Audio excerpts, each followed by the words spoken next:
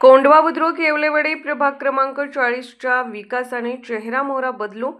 जनसेवक श्री उदयसिंह मुळीक, पुणे कोंढवा. गेल्या अनेक वर्षापासून राज्याचे उपमुख्यमंत्री अजितदादा पवार यांच्या मार्गदर्शनाखाली मी जनतेची सेवा करत आलो. मात्र समाजकारण करताना जनतेचे प्रश्न सोडवण्यासाठी राजकारणाची जोड लागते.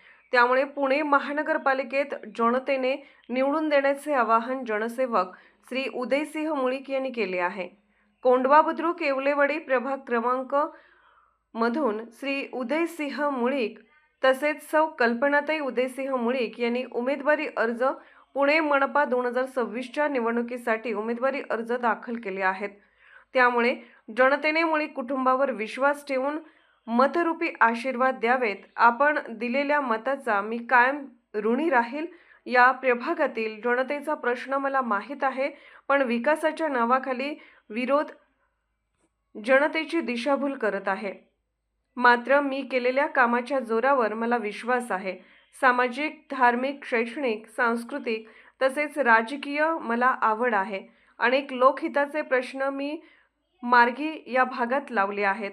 राज्याचे उपमुख्यमंत्री अजितदादा पवार तसेच कार्यक्षम आमदार चेतनदादा तुपे यांच्या मार्गदर्शनाखाली मी सतत या भागाचा विकास करत आहे. कोणतेही पद नसताना आजही मी इच्छुक उमेदवार राष्ट्रवादी काँग्रेस पक्ष अजितदादा पवार यांच्याकडून होतो.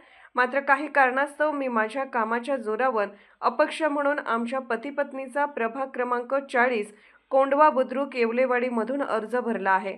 जनतेने मला पुणे महानगरपालिकेत काम करण्याची संधी द्यावी.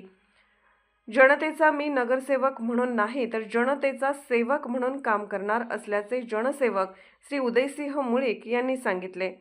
पुणे लोकन्याय न्यूज 24 ताससाठी संदीप डोके.